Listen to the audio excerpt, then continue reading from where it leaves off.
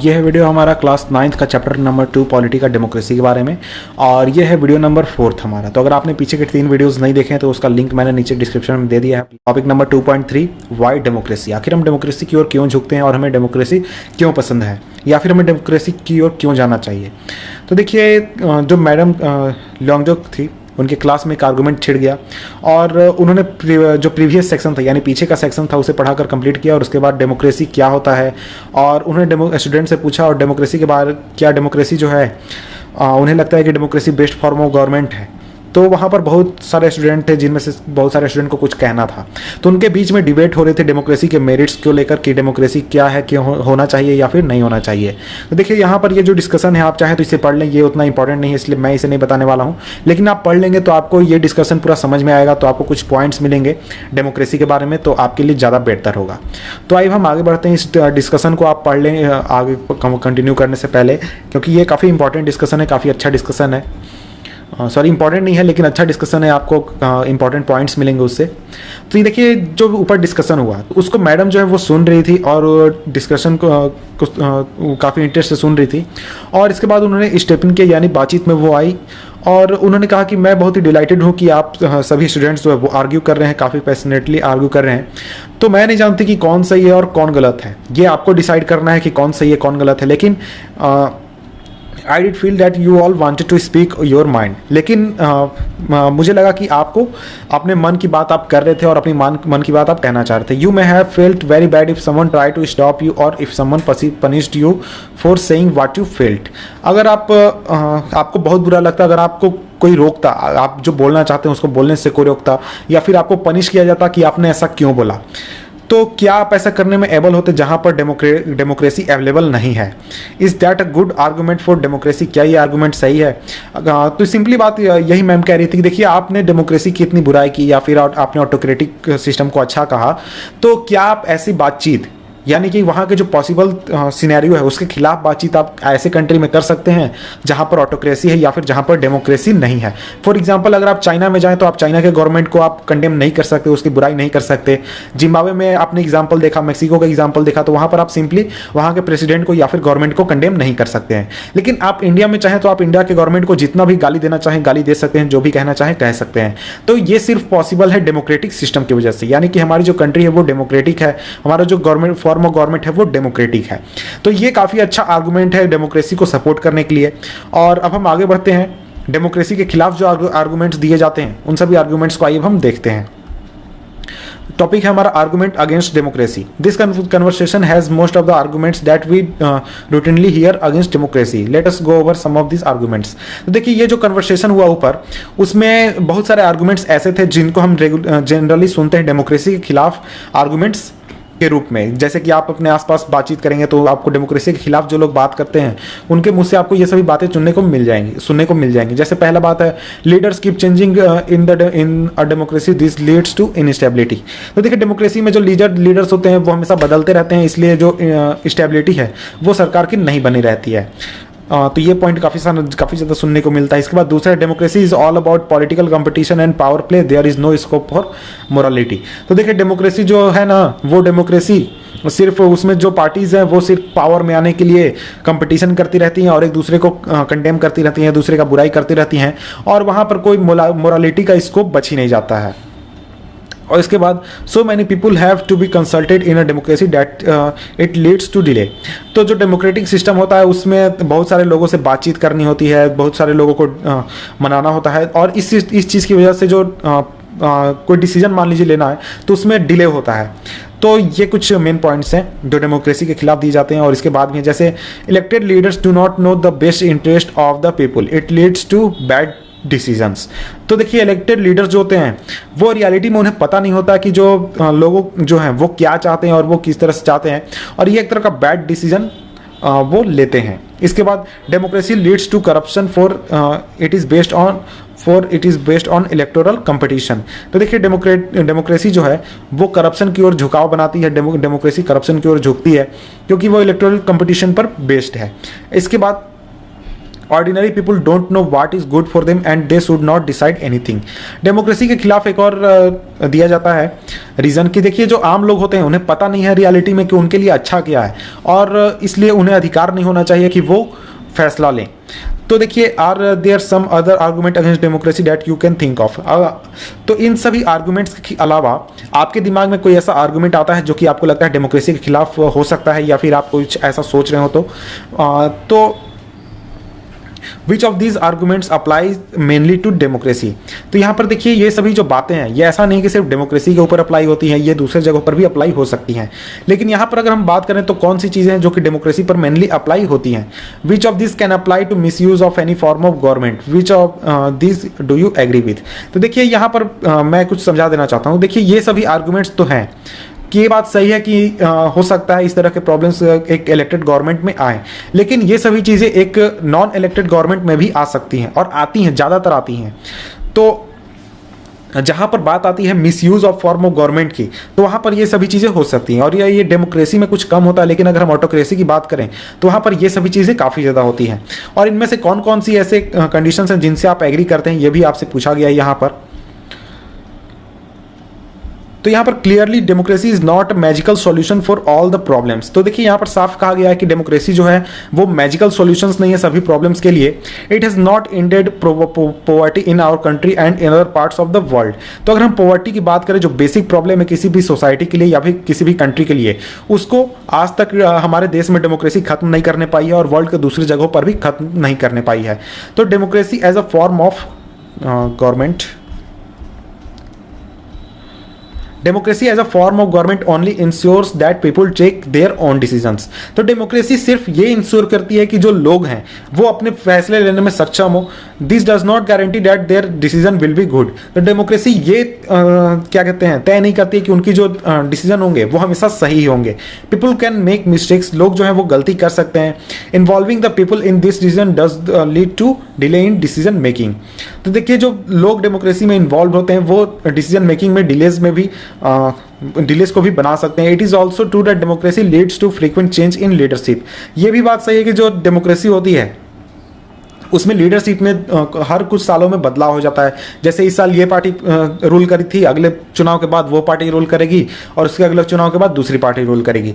Sometimes this can set back a big decision and affect the governments efficiency. तो देखिए ये जो problem है ये काफ़ी बड़ी है और ये कई सारे डिसीजंस को रोक देती है या फिर उनमें बदलाव कर देती है, और इस वजह से जो गवर्नमेंट की एफिशिएंसी है उस पर काफ़ी ज़्यादा प्रभाव पड़ता है। तो ये सभी जो आर्गुमेंट्स यहाँ पर दिखाए, these arguments so that democracy of the kind we see may not be ideal form of government. तो देखिए यहाँ पर डेमोक्रेसी फॉर्म ऑफ गवर्नमेंट जो है वो आइडियल गवर्नमेंट नहीं है। इसका मतलब है कि वो बेस्ट फॉर्म ऑफ गवर्नमेंट नहीं है, but this is not a question we face in real life. लेकिन रियल लाइफ में अगर हम बात करें तो ये रियलिटी में क्वेश्चंस हैं ही नहीं। तो रियल क्वेश्चन ये है कि हम फेस करते हैं जो क्वेश्चन वो अलग है, क्या डेमोक्रेसी दूसरे फॉर्म ऑफ गवर्नमेंट से बेटर है जो कि हमारे पास ऑप्शन हैं चुनने के लिए। तो यहाँ पर ये बात आता है कि डेमोक्रेसी वर्सेज नॉन डेमोक्रेसी का हमारे कंपैरिजन करना है, क्योंकि अगर हम डेमोक्रेसी हो सकता है कि सबसे अच्छा बेस्ट ना हो, लेकिन वो दूसरे जो ऑप्शन हैं हमारे पास अवेलेबल उनसे बेहतर है। हमारे पास ऑप्शन है, जैसे हम मोनार्की को बैठा दें तो उससे हमारा डेमोक्रेसी बेटर है, अगर हम कम्युनिस्ट रूल को बैठा दें तो उससे हमारा डेमोक्रेसी बेटर है। तो यहाँ पर अब हम बात करेंगे वैसे आर्गूमेंट्स की जो कि डेमोक्रेसी को सपोर्ट करते हैं और डेमोक्रेसी के फेवर में है। तो यहाँ पर हम चाइना का एग्जाम्पल ले रहे हैं। तो देखिए चाइना में आप जानते हैं कम्युनिस्ट रूल है, वहाँ पर डेमोक्रेसी नहीं है। चाइना में फेमिन आया था 1958-1961 के दौरान, यानी कि सूखा आया था, और उस समय में इंडिया में भी आया था। ऐसा नहीं था कि सिर्फ चाइना में आया था। और लेकिन वहाँ पर बात यह है कि चाइना का फेमिन दुनिया का सबसे बड़ा अब तक का फेमिन माना जाता है। उसका रीज़न ये है कि वहाँ पर उस फेमिन में यानी करीब 2 से 3 साल में वहाँ पर 3 करोड़ लोग मारे गए थे। 3 करोड़, यहाँ पर 1, 2 हज़ार 10 हज़ार लाख की हम नहीं बात करें, 3 करोड़ लोग मारे गए थे। और उस समय भी इंडिया की जो इकोनॉमिक कंडीशन थी वो ऐसा नहीं था कि चाइना से बहुत बेहतर था, बल्कि ख़राब ही थी। लेकिन चाइना और इंडिया में सिर्फ एक फ़र्क था कि चाइना में डेमोक्रेसी थी और चाइना में डेमोक्रेसी नहीं थी। और इंडिया में भी उस समय भी सूखा की मार आई थी, लेकिन यहाँ पर लोगों को उतनी ज़्यादा परेशानी नहीं हुई थी। तो यहाँ पर इकोनॉमिस्ट जो थे इकोनॉमी जो है उनका मानना यह है कि जो इंडिया में लोगों की मृत्यु नहीं हुई या फिर लोगों को उतनी परेशानी नहीं हुई, उसका सिर्फ रीज़न था कि जो गवर्नमेंट पॉलिसीज़ बनाई गई थी दोनों सरकारों द्वारा, और जो गवर्नमेंट का जो फॉर्म था वो भी एक बड़ा रीज़न था। जैसे इंडिया में डेमोक्रेसी थी, लेकिन चाइना में अगर हम बात करें तो वहाँ पर डेमोक्रेसी नहीं थी। तो इंडिया में डेमोक्रेसी होने का फ़ायदा ये हुआ कि इंडियन सोसाइटी जो डिमांड कर रही थी, जैसे फूड की कमी हो गई थी, फूड स्कार्सिटी हो गई थी, उसको फुलफिल करने में इंडियन गवर्नमेंट जुट गई और उसको अच्छी तरह से वो फुलफिल कर पाई। लेकिन अगर हम चाइनीज़ गवर्नमेंट की बात करें तो वहाँ पर तो पब्लिक से कोई फीडबैक आता ही नहीं था कि पब्लिक क्या डिमांड कर रही है, पब्लिक क्या चाहती है, उसे क्या चाहिए, इस तरह का कोई सुविधा नहीं था और उसका कोई ऑप्शन भी नहीं था वहाँ पर, क्योंकि वहाँ पर डेमोक्रेसी है ही नहीं।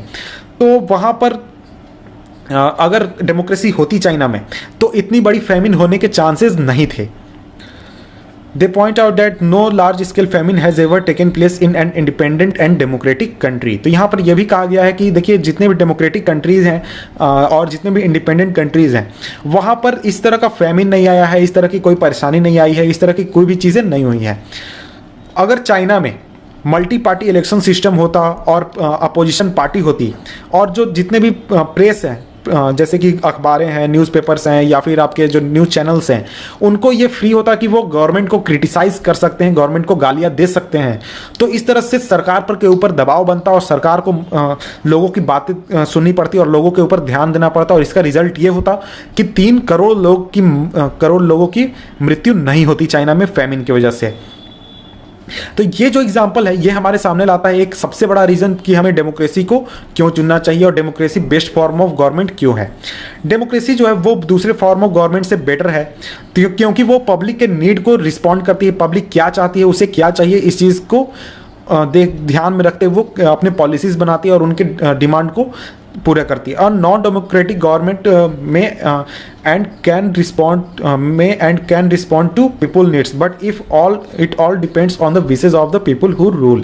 तो देखिए नॉन डेमोक्रेटिक गवर्नमेंट ऐसा नहीं है कि वो पब्लिक की बातों को सुनती ही नहीं है, लेकिन वो रिप्लाई कर सकती है, सुन सकती है और रिस्पॉन्ड कर सकती है, लेकिन तभी जब वो चाहती है। यानी वहाँ पर जो बैठे लोग हैं वो चाहे कि लोग अगर भूखे मर रहे हैं तो उनको खाना खिलाना है, तब अगर वो उनका मन किया कि नहीं मैं नहीं खिलाऊंगा तो वो नहीं खिलाएंगे, बात खत्म है। उनको कोई क्वेश्चन पूछने वाला नहीं है, उनसे कोई सवाल करने वाला नहीं है, उनको कुछ कोई कहने वाला नहीं है, क्योंकि वहाँ पर डेमोक्रेसी नहीं है और उनको कोई पावर से रिमूव कर भी नहीं सकता है। अगर रूलर जो हैं वो चाहते हैं कि मैं रिस्पॉन्ड नहीं करूँ पब्लिक के डिमांड के ऊपर तो वो रिस्पॉन्ड नहीं करेंगे। फॉर एग्जाम्पल एक इलाका है जहाँ पर इरिगेशन की बहुत ज़्यादा समस्या है, वहाँ लोग अगर डिमांड करते हैं कि यहाँ पर डैम बनना चाहिए, तो चाइना में ये हो सकता है कि चाइनीज़ गवर्नमेंट मना कर दे कि नहीं हम नहीं चाहते हैं, हम नहीं डैम बनाएंगे। लेकिन इंडिया में सरकार के ऊपर दबाव बनेगा क्योंकि उसे कुछ सालों के बाद लोगों से वोट लेने के लिए जाना है फिर से। तो इसलिए डेमोक्रेटिक फॉर्म ऑफ गवर्नमेंट जो है वो नॉन डेमोक्रेटिक से ज़्यादा बेहतर है। They don't have to act according to wishes of the people. A democracy requires that the ruler have to attend to need of the people। तो democracy में हमेशा ये रिक्वायर्ड है कि जो गवर्नमेंट है वो लोगों के नीड को ध्यान दे, लोगों के नीड को पूरा करे, तभी वो सरकार में रह सकती है, नहीं तो अगले चुनाव में लोग उसे हटा देंगे।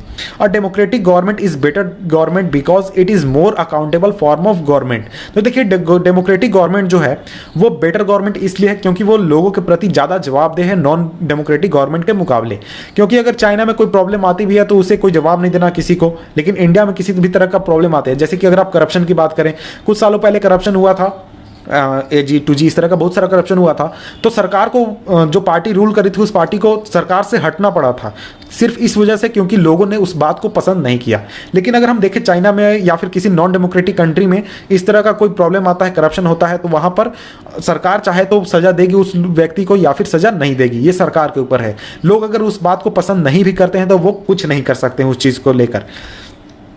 तब हम आगे बढ़ते हैं। There is another reason why democracy should lead to better decision than any non democratic government.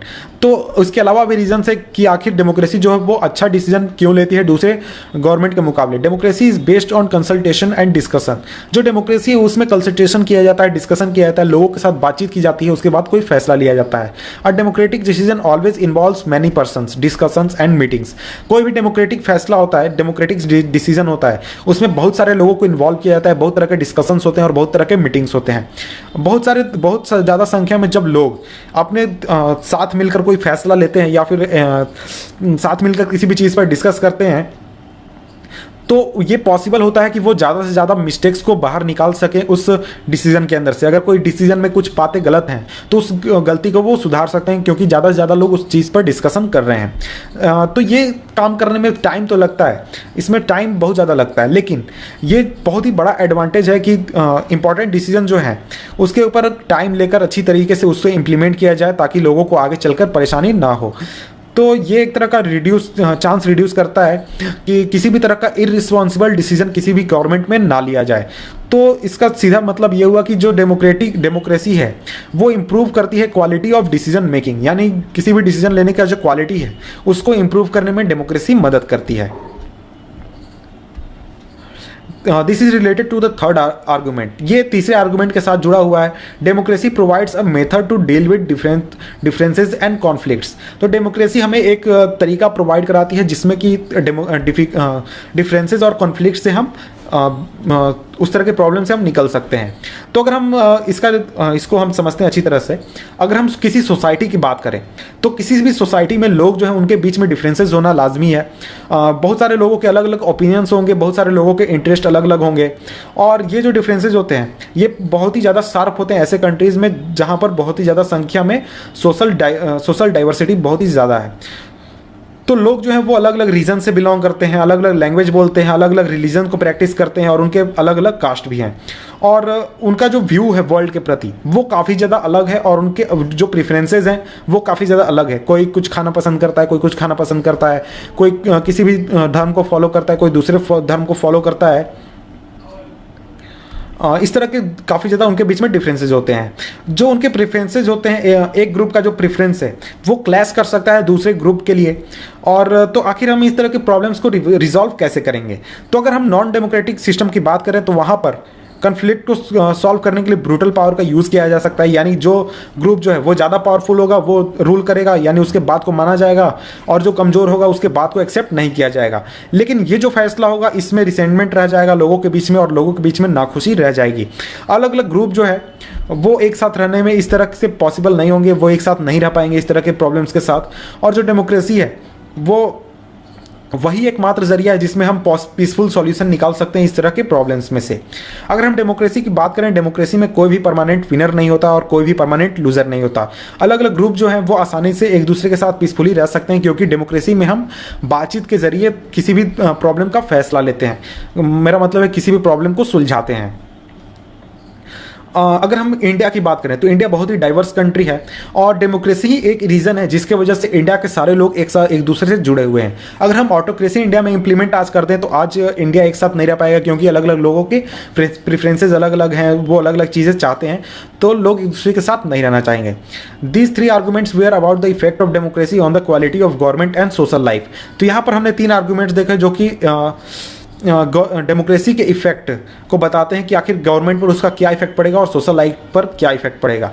तो जो स्ट्रॉन्गेस्ट आर्गूमेंट है जिसके लिए democracy, but the strongest argument for democracy is not about what democracy does to the government, it is about what democracy does to the citizens। तो देखिए सबसे बड़ा जो आर्गूमेंट है वो आर्गूमेंट ये है कि गवर्नमेंट जो है, डेमोक्रेसी जो है वो गवर्नमेंट के लिए उतना मैंने इस लाइन को गलत पढ़ दिया। तो स्ट्रॉन्गेस्ट आर्गूमेंट इसलिए नहीं है कि वो सरकार के लिए क्या करती है, स्ट्रॉन्गेस्ट आर्गूमेंट है कि वो सिटीजन्स के लिए क्या करती है। Even if democracy does not bring any better decisions and accountable government, it is still better than better than other forms of government। तो हो सकता है कि जो डेमोक्रेसी है वो बहुत ही अच्छा डिसीजन ना ला पाए और अकाउंटेबल गवर्नमेंट ना बना पाए, लेकिन ये दूसरे फॉर्म ऑफ गवर्नमेंट के मुकाबले ज़्यादा बेहतर है। उसका रीज़न ये है कि democracy enhances the dignity of citizens. जो सिटीजन्स होते हैं उनके डिग्निटी को बढ़ाती है। As we discussed above, democracy is based on principle of political equality. तो डेमोक्रेसी जो बेस्ड है वो पूरी तरह से बेस्ड है पॉलिटिकल इक्वालिटी के ऊपर, on recognising that the poorest and least educated had the same status as the rich and the educated. तो देखिए अगर डेमोक्रेसी की बात करें तो डेमोक्रेसी में अगर कोई गरीब आदमी है उसका सेम स्टेटस है किसी भी अमीर आदमी या फिर कोई बिलियनियर है उसके मुकाबले, यानी दोनों का जो लेवल होगा एक डेमोक्रेसी में बराबर होगा। एक बिलियनियर को भी सिंगल वोट का अधिकार है, एक गरीब आदमी को भी सिंगल वोट का अधिकार है। People are not subject of a ruler. जो लोग हैं वो रूलर के लिए काम नहीं करते या फिर रूलर उनका मालिक नहीं होता। लेकिन डेमोक्रेसी में जो रूलर्स होते हैं वो जनता होती है, यानी कि जनता ही खुद रूलर्स बनाते हैं या फिर रूलर्स को नष्ट करते हैं। Even when they make mistake, अगर वो मिस्टेक कर भी देते हैं, यानी कि जैसे डेमोक्रेसी में चांसेस है कि पब्लिक जो है वो वोट देने में मिस्टेक कर दे, तो इसका सीधा जो रिस्पॉन्सिबिलिटी होगी वो जनता के ऊपर होगी कि वही जो पब्लिक थी उसी ने इस आदमी को सत्ता में बैठाया था और इस आदमी ने गलती की थी। तो रिस्पॉन्सिबिलिटी किसी और की नहीं होगी, पब्लिक की होगी, जनता की होगी। Finally democracy is better than other form of government because it allows us to correct its own mistake. तो देखिए डेमोक्रेसी जो है वो दूसरे फॉर्म ऑफ गवर्नमेंट से ज़्यादा बेटर इसलिए भी है क्योंकि ये हमें मौका देती है कि हम अपने पुराने गलतियों को सुधार सकें। As we saw above there is no guarantee that mistake can not be made in democracy. तो ऊपर जिस तरह से हमने देखा तो वहाँ पर ऐसा नहीं है कि डेमोक्रेसी में हम मिस्टेक कर ही नहीं सकते या फिर डेमोक्रेसी में मिस्टेक हो ही नहीं सकता। सरकार का किसी भी फॉर्म, यानी हम डेमोक्रेसी, ऑटोक्रेसी, मोनार्की किसी भी फॉर्म की बात करें तो वो ये गारंटी नहीं दे सकती कि वहाँ पर कोई मिस्टेक होगा ही नहीं। डेमोक्रेसी में एडवांटेज हमें यह है कि इस तरह के मिस्टेक्स को ज़्यादा दिनों तक छुपाया नहीं जा सकता और लोगों के बीच में ये बात कभी ना कभी आएगी और पब्लिक डिस्कशन इस मिस्टेक्स पर होगा और लोगों के पास ये चांस है कि वो इस तरह के मिस्टेक्स को करेक्ट कर सके। अगर कोई व्यक्ति मिस्टेक करता है गवर्नमेंट में रहते हुए तो उसे वो रिमूव कर सकते हैं और दूसरी सरकार ला सकते हैं जो कि इन मिस्टेक्स को सुधारने का काम करे। और ruler have to change their decisions, और डिसीजन रूलर जो हैं उन्हें जनता के अनुसार अपने डिसीजंस को चेंज करने होते हैं अगर जनता ज़्यादा विरोध कर रही है तो। और the rulers can be changed, और अगर डिसीजन चेंज नहीं करते हैं तो रूलर्स को ही जनता चेंज कर सकती है। This can not happen in a non democratic government. तो इस तरह की चीज़ें नॉन डेमोक्रेटिक गवर्नमेंट में नहीं हो सकती। अगर हम चाइना की बात करें या फिर दूसरी जगह की बात करें जहाँ पर डेमोक्रेसी नहीं है, वहाँ पर अगर लोग नाखुश से किसी भी फैसले से तो वो ज़्यादा कुछ नहीं कर सकते हैं। अगर वो किसी तरह का विरोध करते हैं तो वहाँ की सरकार इस तरह के विरोध को दबा देगी और लोगों को हरास करेगी, जेल में डाल देगी। अगर हम इसको सभी को एक साथ मिला दें, democracy can not get us everything and is not the solution to all problem. तो अगर हम एक साथ मिलाकर देखें तो डेमोक्रेसी एक तरह का ऐसा सिस्टम नहीं है जो कि हमें सब चीज़ दे सकता है और सभी तरह के प्रॉब्लम का सॉल्यूशन भी नहीं है। लेकिन ये जो है ये दूसरे जो हमारे पास ऑप्शनल्स अवेलेबल हैं उनके मुकाबले काफ़ी ज़्यादा बेहतर है। It offers better chances of a good decision, यानी ये अच्छे फैसले लेने का ज़्यादा चांस देता है मुकाबले जो कि हमारे नॉन डेमोक्रेटिक सिस्टम है उसके मुकाबले। It is likely to respect people's own wishes and allow different kind of people to live together. ये पीपल्स के जो विशेज है या फिर उनके जो डिसीजन उनको रिस्पेक्ट करता है और अलग अलग तरह के लोगों को एक साथ रहने में मदद करता है और उनको हेल्प करता है। Even when it fails to do some of these things it allows a way of correcting its mistakes and offer more dignity to all citizens. अगर वो फेल भी कर जाता है इनमें से कुछ चीज़ों को करने के लिए तो ये डेमोक्रेसी में एक हमारे पास ऑप्शन अवेलेबल होता है कि हम अपनी गलतियों को सुधार सकते हैं और जितने भी सिटीजन्स हैं उनके पास एक डिग्निटी होती है कि हाँ मैं मालिक हूँ, मैंने इस सरकार को चुना था, अगले बार मैं इस सरकार को नहीं चुनूंगा जिसने अच्छी तरह से काम नहीं किया। तो इस तरह की चीज़ें जो हैं वो डेमोक्रेसी काफ़ी ज़्यादा मदद करता है। This is why democracy is considered the best form of government. तो इस वजह से जो डेमोक्रेसी है उसे बेस्ट फॉर्म ऑफ गवर्नमेंट कहा जाता है या फिर माना। नेक्स्ट टॉपिक है हमारा 2.4 ब्रॉडर मीनिंग ऑफ डेमोक्रेसी। इसको हम नेक्स्ट वीडियो में पढ़ेंगे। तो नेक्स्ट वीडियो का लिंक मैं नीचे डिस्क्रिप्शन में दे दूंगा, आप नीचे डिस्क्रिप्शन में जाकर चेक कर ले, वहाँ से देख सकते हैं।